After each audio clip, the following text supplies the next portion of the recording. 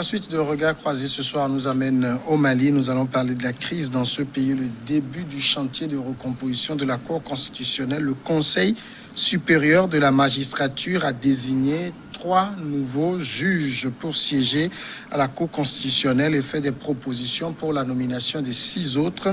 Une étape de plus dans la tentative d'apaisement de la crise politique qui secoue le Mali. Les membres du Conseil supérieur se sont mis d'accord sur 3 noms qui seront donc nommés pour siéger à la Cour au titre du Conseil supérieur de la magistrature. C'est ce qu'est donc a expliqué dans une vidéo diffusée vendredi le nouveau ministre de la Justice, Kassoum Tapo, détaillant les décisions prises jeudi lors d'une réunion avec le président Ibeka.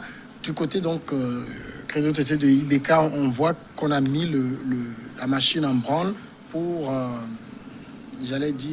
respecter les recommandations de la CEDEAO d'une sortie de crise. Maintenant, on recompose la Cour. C'est elle qui aura la lourde mission de revenir sur les résultats.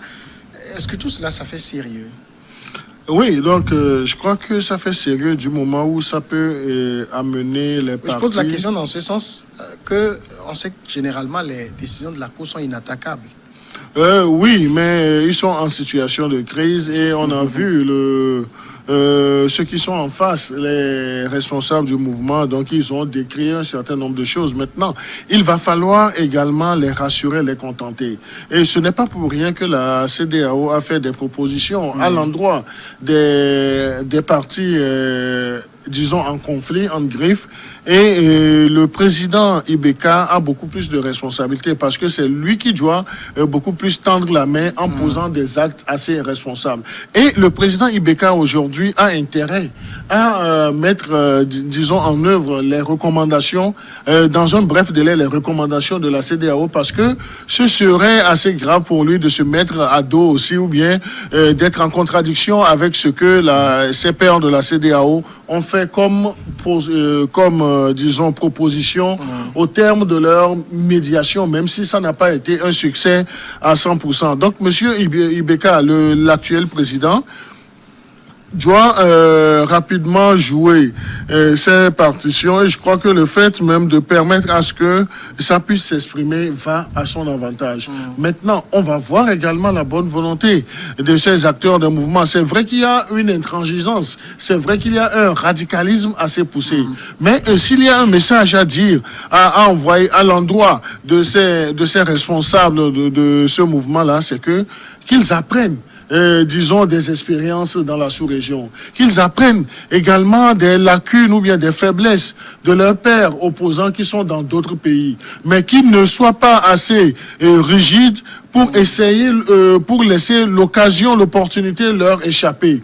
Si ils ont fait le constat que la gouvernance de Ibeka n'a pas été ce qu'ils auraient souhaité, mais il va falloir qu'ils aillent, disons, à une cohabitation politique de gestion, de gouvernance du pays pour essayer d'imprimer leur marque. Maintenant, s'ils vont à ce stade d'action et qu'il y a encore des réticences, donc toute l'opinion internationale verra que peut-être que la mauvaise foi viendrait du camp de M. Ibeka. M. Ibeka, il a intérêt à faire les choses assez rapidement parce que sa seule porte de sortie, ce sont les recommandations. Il doit montrer sa bonne foi en mettant en œuvre ces recommandations, quitte à rassurer la partie en face. Parce que la partie en face a beaucoup plus besoin d'être rassurée. Et moi, la dernière fois, je suivais, disons, une interview, une vidéo d'un des responsables du mouvement qui accusait l'ancienne présidente de la Cour constitutionnelle, qui disait que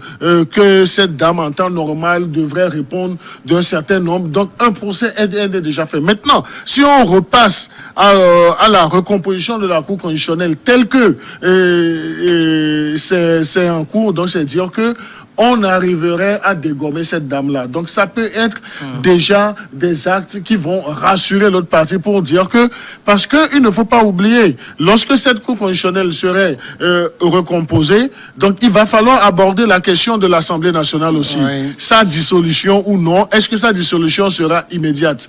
La partie adverse, c'est-à-dire les acteurs, les leaders du mouvement, ce qu'ils entendent là, c'est que s'il faut respecter la Constitution, s'il faut respecter les textes, la loi loi fondamentale malienne, c'est que on doit procéder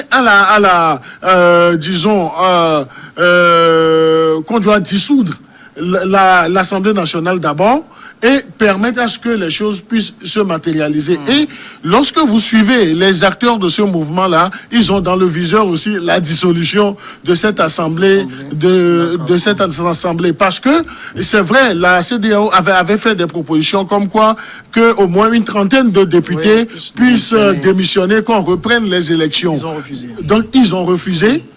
Parce qu'ils s'estiment, parce qu'ils ont été élus et ils ont été confirmés par une cour constitutionnelle. La loi fondamentale, ou bien ceux qui ont les outils de la loi fondamentale les ont confirmés. Maintenant, c'est là où se trouve ce dilemme-là. Maintenant, qu'est-ce qu'il faudrait faire? Il faut que M. Ibeka montre sa totale bonne foi pour rassurer la partie en face. Mais surtout, je le dis, je le répète, j'insiste, il ne faudrait pas que, cette opposition ou bien cette partie en face commette les mêmes erreurs que de traditionnelles oppositions dans certains pays. Alors, on recompose la Cour constitutionnelle. Ici, c'est le Conseil supérieur de la magistrature qui a nommé 3 des membres. Au niveau du Mali, le président aussi nomme 3 et l'Assemblée en élit 3. Alors ici, le président Ibeka a renoncé donc, à ce droit de nommer 3. C'est la société civile qui a proposé 7 noms au Parlement. Le ministre de la Justice demande même au Parlement de renoncer également à son droit d'en élire les 3 et de choisir les 6 noms parmi les 7 que la société civile a proposé. Tout ça pour montrer que le pouvoir est de bonne foi. Vous savez, la situation au Mali risque d'échapper au contrôle de tout le monde. Hein. Si chacune des parties ne s'investit pas totalement dans la résolution du problème ou de la crise politique que traverse ce pays, on a l'impression que chacun veut jouer sa partition pour enfoncer beaucoup plus la situation et se dire que c'est l'autre qui est responsable. La question primordiale aujourd'hui, celle qui pose problème ou qui oppose une grande partie de la population malienne, c'est la question de la démission du président Ibeka et de la démission du Premier ministre Boubou Cissé. La recomposition de la Cour constitutionnelle faisait partie d'une des propositions faites par la CEDEAO dans le règlement de cette crise à la dernière réunion des chefs d'État.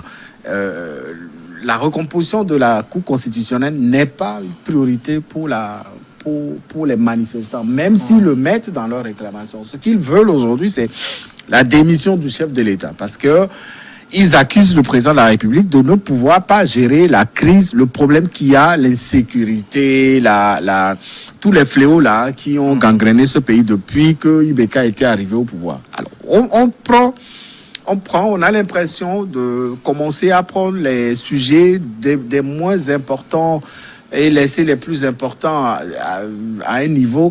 Non, ça ne résout pas le problème. Alors, je pense qu'il faut être aussi sérieux. Ce n'est pas parce que le pays traverse une crise qu'il faut mettre de côté les textes fondamentaux de ce pays-là. La constitution du Mali propose au chef de l'État de nommer 3 juges qui feront partie de la Cour constitutionnelle. L'Assemblée nationale élit également. Et les autres sont aussi proposés. Voilà. Alors aujourd'hui, le président dit... Il renonce. Je renonce. Je demande à l'Assemblée nationale aussi de renoncer. Mais on va où là? On va où? Je pense qu'il faut à un moment imposer aussi l'autorité de l'État. Il faut imposer l'autorité qu'incarne le président. Justement, c'est cette autorité qui n'existe plus. C'est pour ça qu'il y a la crise. Oui, mais il y a quand même un président. Aujourd'hui, il y a quand même un président. Mais on parle de sa démission. On parle du départ du Premier ministre. Les contestataires exigent qu'il démissionne. Le président dit, je ne vais pas démissionner. Je ne peux pas démissionner parce que j'ai été élu.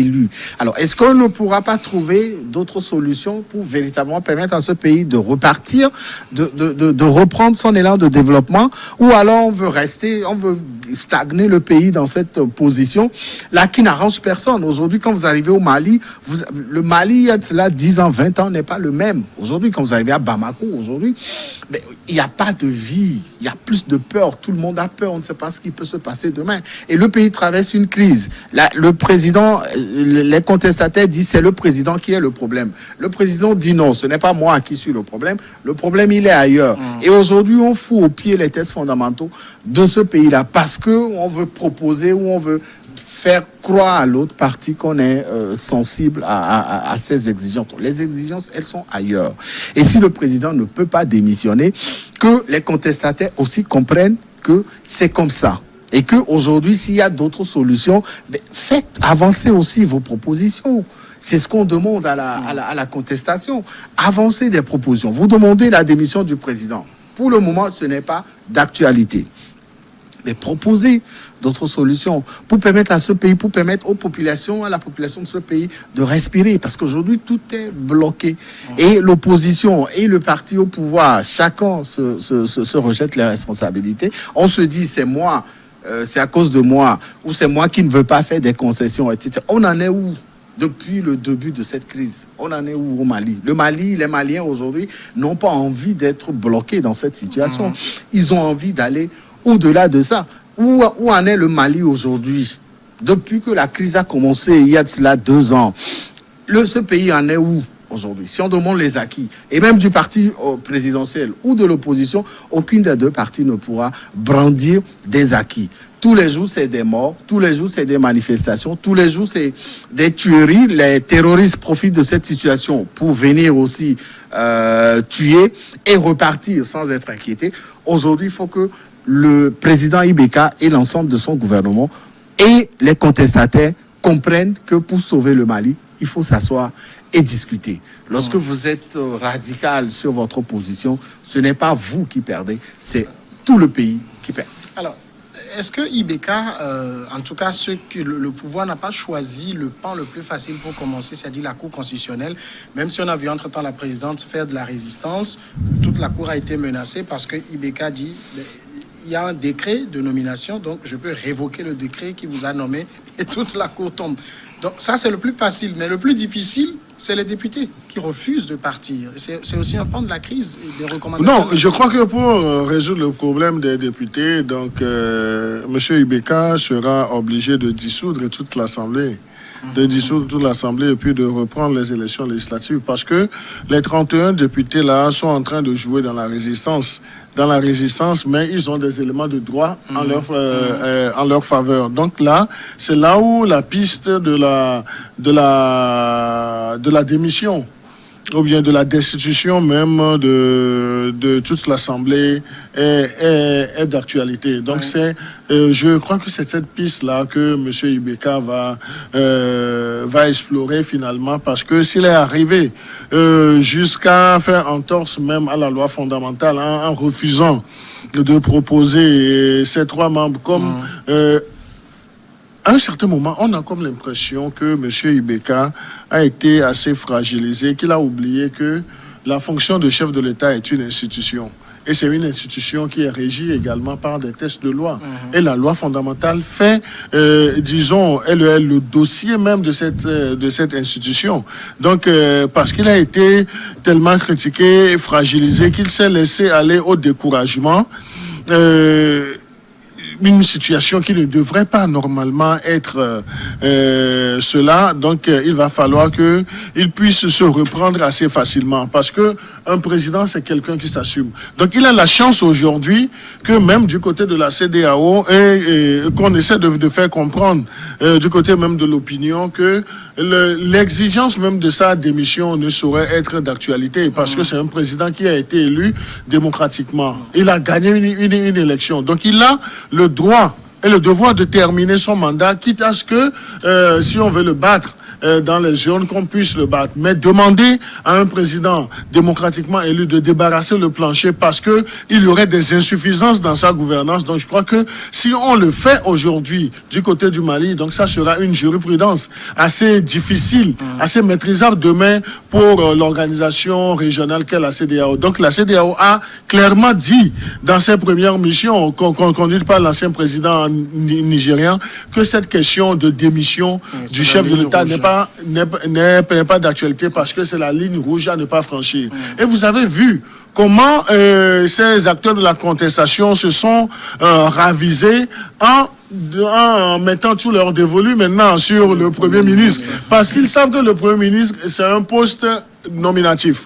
Donc, on l'a nommé. Donc, et ce décret peut être rapporté rapidement parce que ils auraient souhaité, même s'ils doivent participer à l'action gouvernementale, qu'ils aient le choix de proposer un Premier ministre et que ce Premier ministre ait les garanties qu'il ne peut pas être révoqué à tout moment par le président de la République. Donc, tout cela est question de négociation parce que le Mali est aujourd'hui dans une situation de crise. Mais il faut aller par marche d'escalier. Mais cela ne voudrait pas dire que le gouvernement actuel est si fragilisé que le président doit tout accepter. Le président doit même prendre le devant pour tout proposer. Donc, il va falloir également qu'il imprime sa marque. Aujourd'hui, c'est lui le président, c'est lui le président du Mali. S'il doit faire des concessions, qu'il fasse des concessions également, mais qu'il ne fasse pas en torse au test fondamental de la République malienne.